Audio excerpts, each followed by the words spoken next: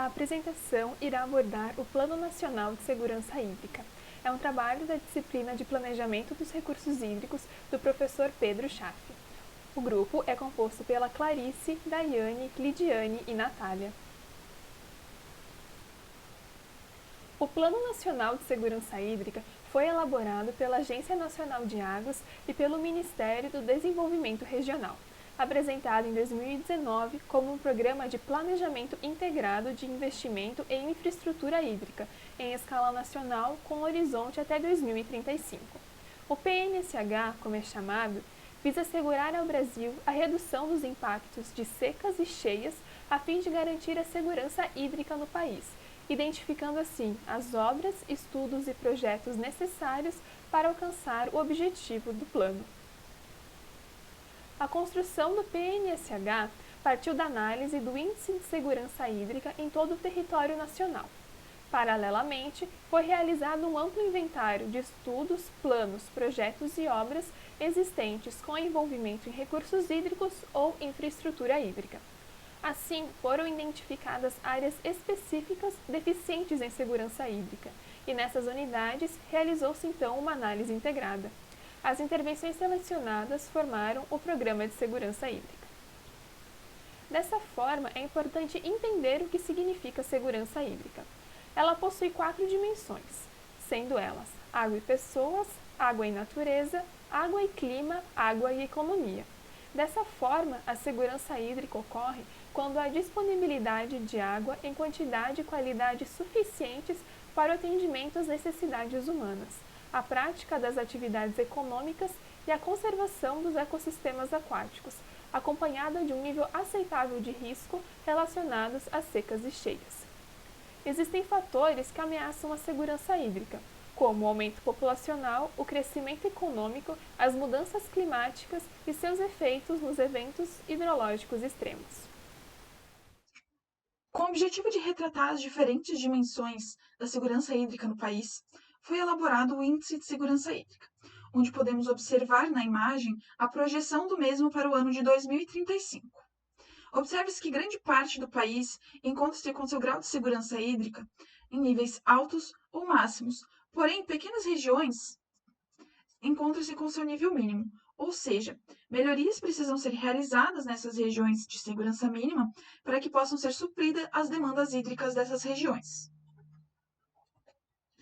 Dentro do Índice de Segurança Hídrica são avaliados 4 dimensões: a dimensão humana, a ecossistêmica, a econômica e a de resiliência.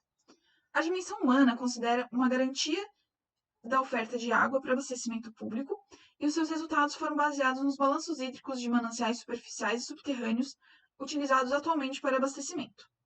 A dimensão econômica teve seus resultados focados em 2 setores, o industrial e o agropecuário, e o objetivo foi de avaliar qual o risco desses setores durante variações hídricas.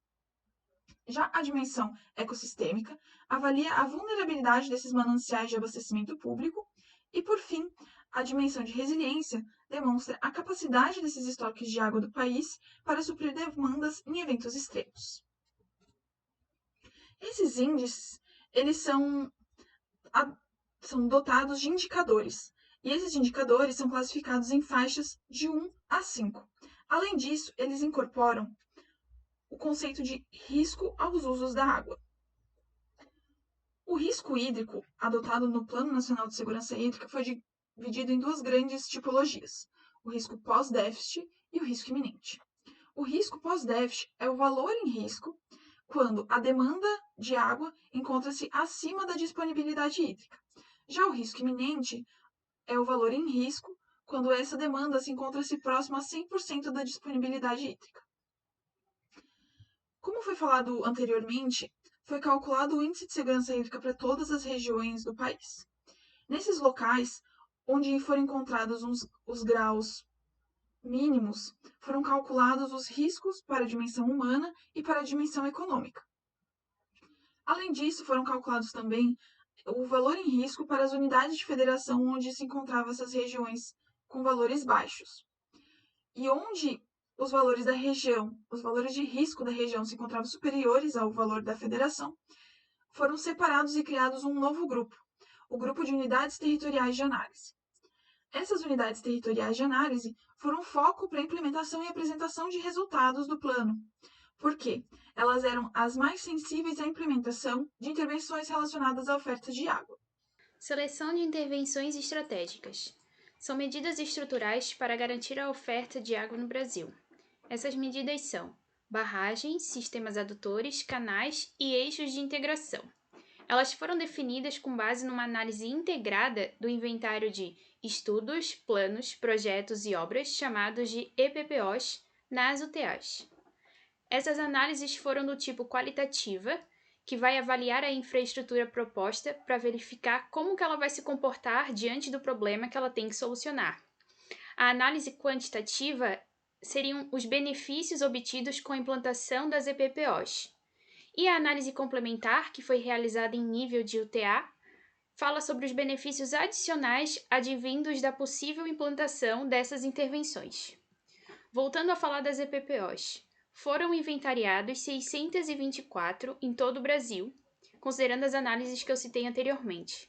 Porém, as EPPOs analisadas no final acabaram sendo 255, porque teve 3 critérios. A vazão conduzida ou a vazão da barragem tinha que ser de pelo menos 1 metro cúbico por segundo, ou que a EPPO fosse beneficiar uma população de pelo menos 100 mil habitantes, ou ainda se a intervenção fosse fazer parte de um sistema integrado de mais de um município. Entretanto, apenas 166 foram finalmente habilitados, porque 89 não eram totalmente compatíveis com o Plano Nacional de Segurança Hídrica. Aqui nós temos o mapa do Brasil, dividido pelas 5 regiões, e é possível observar que na região Nordeste foram habilitadas 93 intervenções, o que representa 56% do total. Em segundo lugar está a região Sudeste, com 35 intervenções. Mas vale destacar que nas 5 regiões, o tipo de obra que vai predominar são obras de sistemas adutores. Como instrumento de planejamento executivo e dinâmico dos investimentos para as intervenções recomendadas no plano, foi criado o Programa de Segurança Hídrica, organizado em 3 componentes, como pode ser visto nessa imagem. Primeiro componente, estudos e projetos. Como o próprio nome diz, são os investimentos para a elaboração dos projetos e dos estudos complementares necessários para as obras. Segundo componente, obras. Abrange os investimentos referentes à execução física das intervenções. Terceiro componente, institucional. Inclui os investimentos estimados para a operação e manutenção das obras.